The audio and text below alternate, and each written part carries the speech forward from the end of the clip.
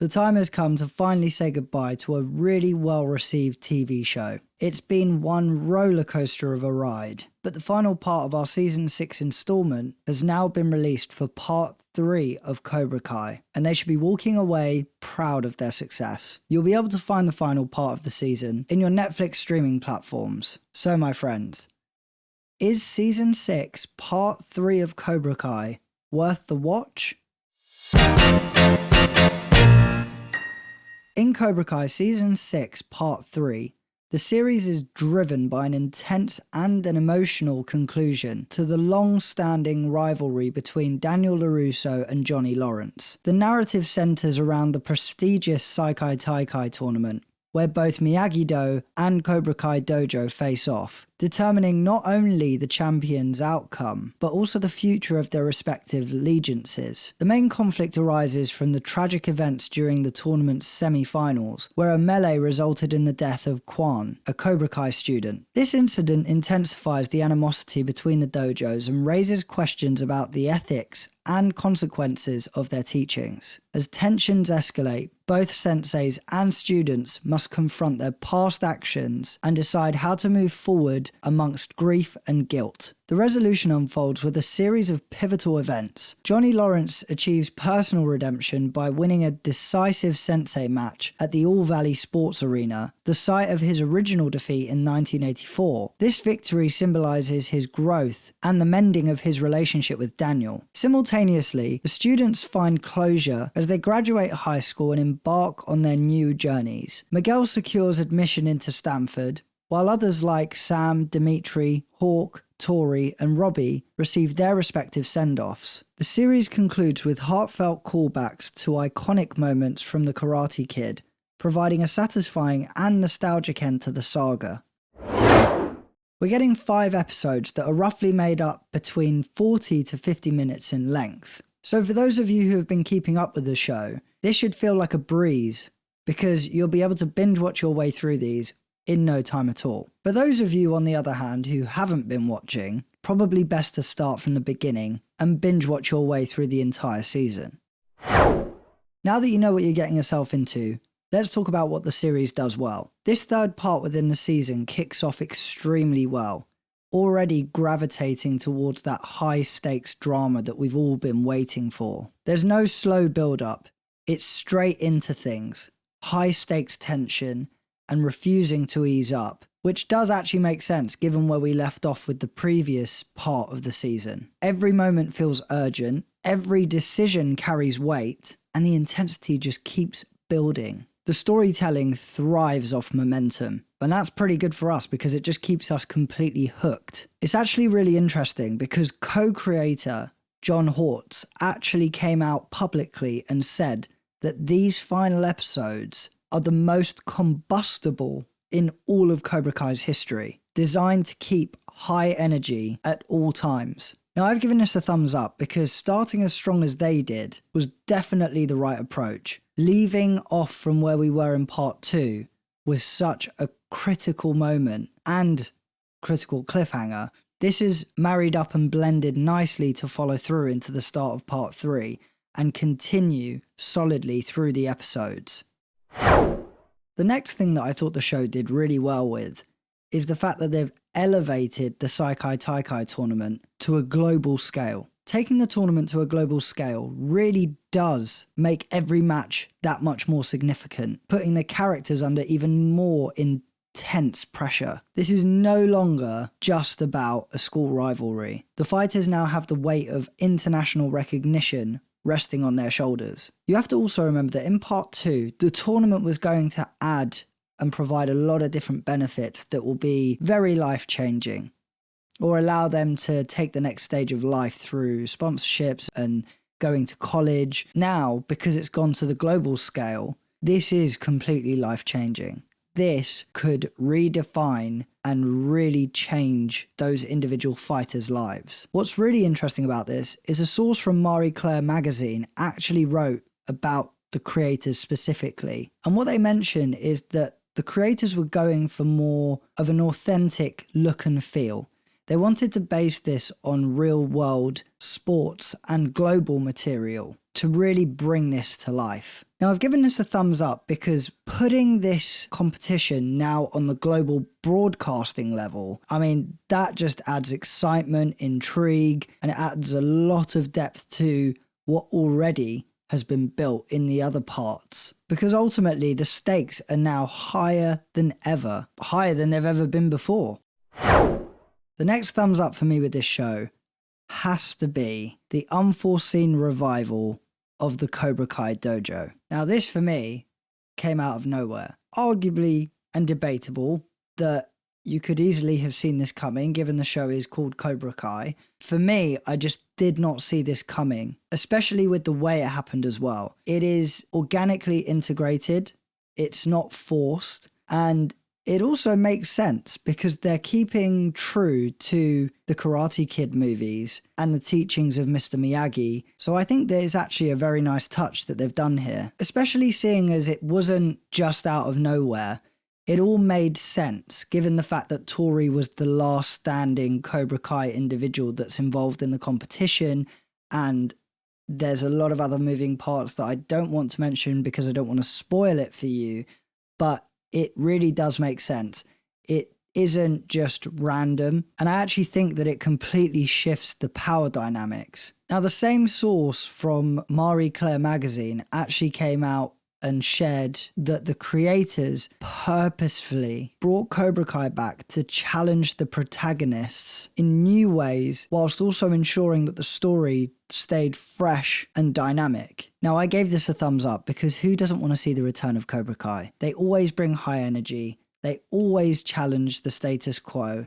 They always annoy everyone because they are that good. Or in Johnny Lawrence's terms, badass. It also does a lot for us as the audience because it injects a lot of life and plot twist into something that's already crazed with a lot of different plot twists that have already been introduced. And it definitely kept me on the edge of my seat, even though, you could argue the predictability, but at the same time, it's the two great fighters from the Cobra Kai dojo, headed up by Johnny Lawrence.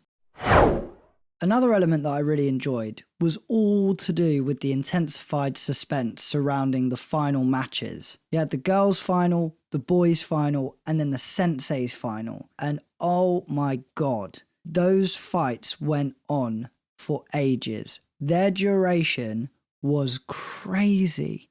I mean, I found myself sitting there thinking, when is this going to end? I mean, my heart is pounding right now. It really did add such a great atmosphere to the overarching story. And what a way to go out. I mean, wow.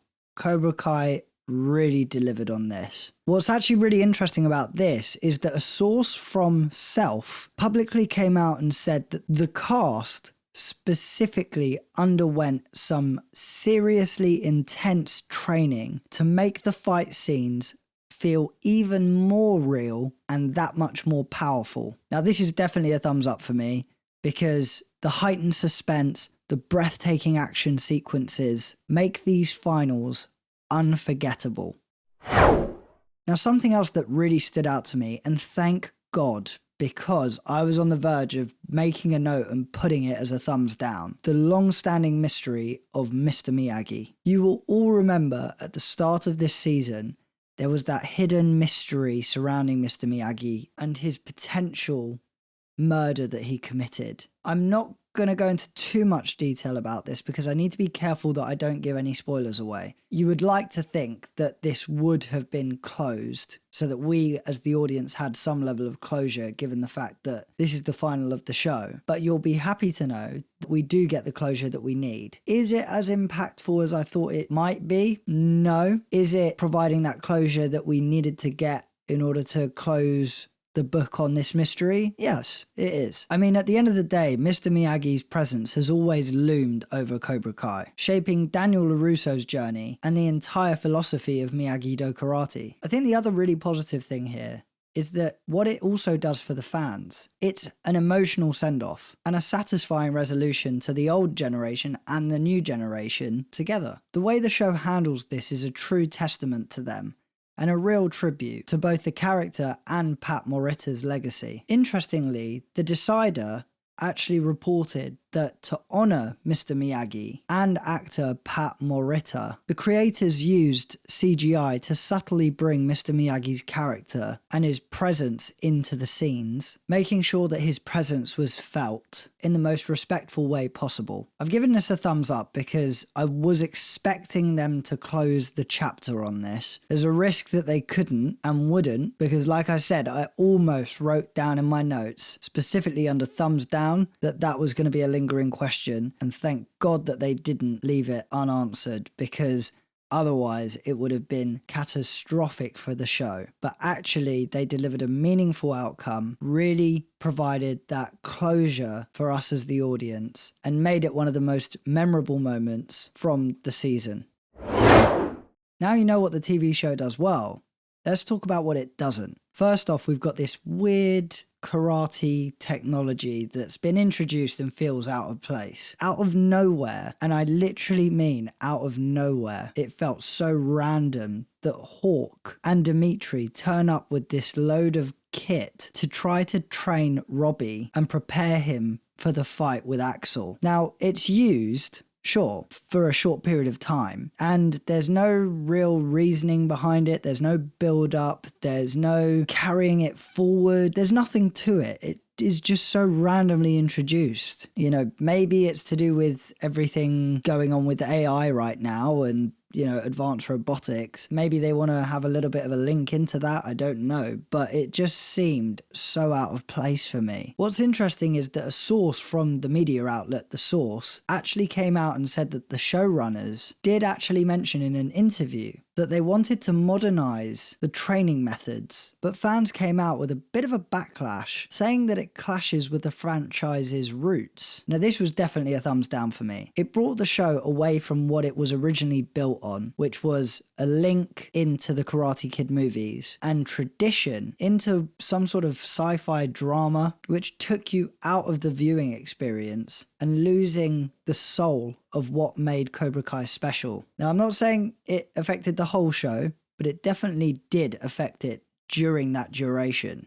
Now, the next thumbs down for me, I had to call out, because it seemed so out of character and very strange. But Amanda's character shift felt so unnatural. Now in the show, she picks right up from where she left off. A very strong character that is able to navigate complex situations, and there's a real seriousness around her aura. But all of a sudden, when we come to the finals, she turns into this odd, sort of embarrassing soccer mum. That one that you have on the sideline that's constantly shouting and yapping all the time, and really embarrassing. Like, she's dressed up, she's got paint on her face to represent and support Miyagi-Do. It was very strange indeed. Now, I get the emotional stakes were very high, but there was no need for that, because actually it's just left a little bit of a sour taste in our mouths with the fact that she's just so out of character, and again, a bit random. A source from the media outlet Source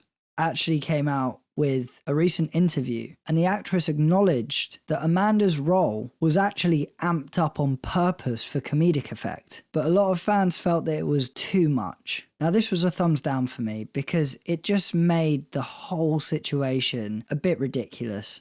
They didn't need to do it. The realistic dynamic between her and Daniel's relationship was something that was based on realism, and she had built over the course of 6 seasons a level of consistency that never really wavered. If it did, it came back. It didn't go off in some random direction, and it certainly wasn't out of nowhere, and it didn't seem too out of character for her. But actually what they did with her in this final part of the season, it just felt a little bit jarring. The next thumbs down for me with this show was all to do with the drum technique. Now, I don't want to give too much away. I'm gonna try and not give any spoilers, but the drum technique that we've all come to know and love based on the Karate Kid movies, it was introduced in training. When we've been here before with the Karate Kid movies, we have known it to be trained and then used. There's a purpose behind it. It didn't just seem randomly introduced. But yet again, we have another randomly introduced piece into the show. It's introduced in training. I won't say by who and to who, but it is introduced and it's never used. What I don't understand is why would you bring it up in the first place if it's never going to be used? I mean, yes, okay, you want to prepare for every situation, but the idea behind it being introduced, something as iconic as the drum and as recognizable to everyone of the audience, you'd expect it to be used. What was interesting is, again, from the media outlet The Source, actually reported that the stunt coordinators had mentioned that there were multiple versions that had been filmed using this drum technique, but the drum technique was left out of the final cut, which now makes sense because it did feel random. Now, this was a thumbs down for me because it just feels like wasted potential and makes the setup very meaningless. It diminishes the knack for rewarding long-term viewers, and ultimately,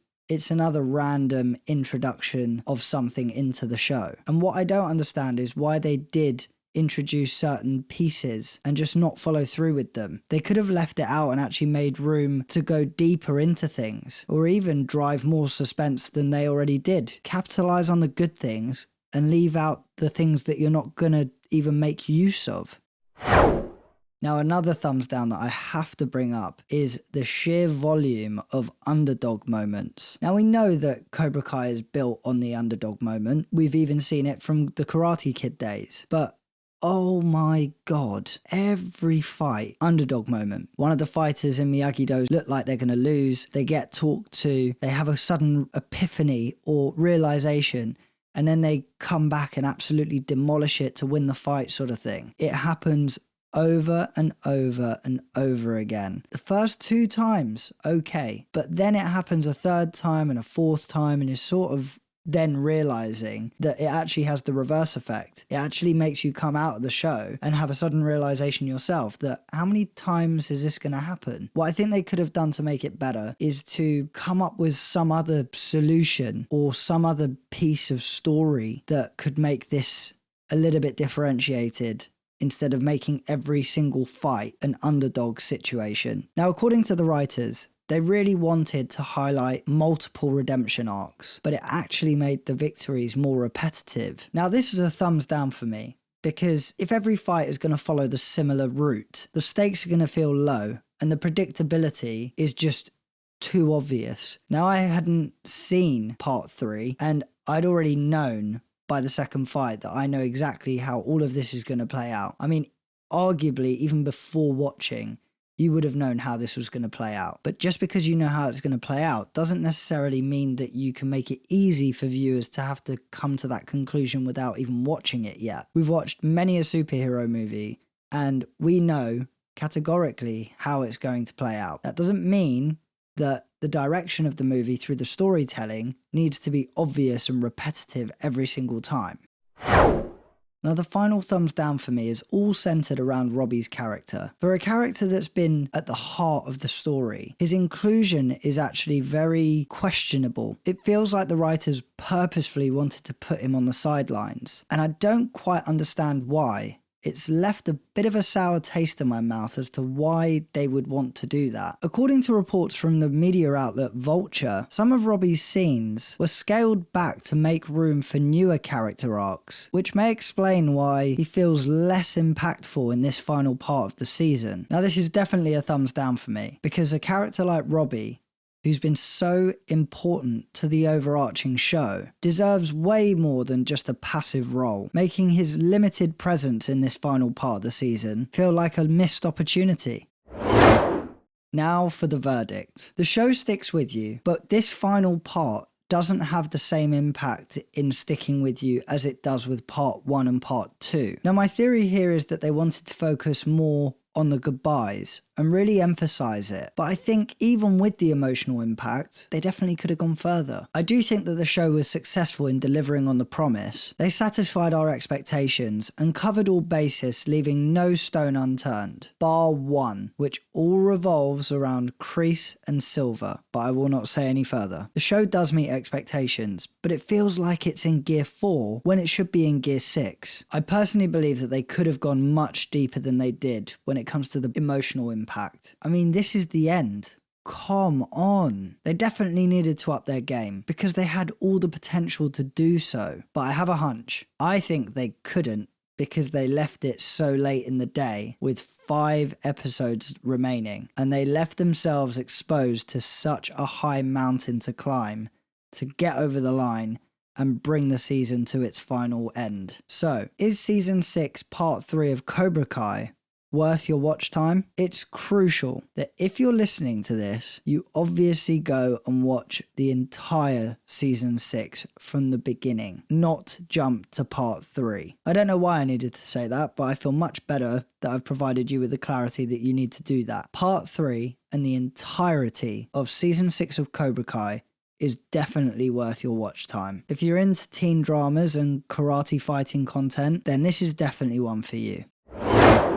I give season 6 part 3 of Cobra Kai a 3.5 out of 5 buckets, meaning it's a binge watching 50-50. So here's the binge watching question. If you were to choose a karate dojo from Cobra Kai, which would you choose? I would personally choose the Iron Dragons because they are so good. But let me know who you would choose down in the comments below. As always, don't forget to smash a like if you enjoyed, subscribe to the channel if you're new, and follow us on social media to stay up to date with the latest content. If you like what you've seen here and you want to see more, click right here to see more. I'm Matthew. This is Binge Watcher. Thanks for binging with me.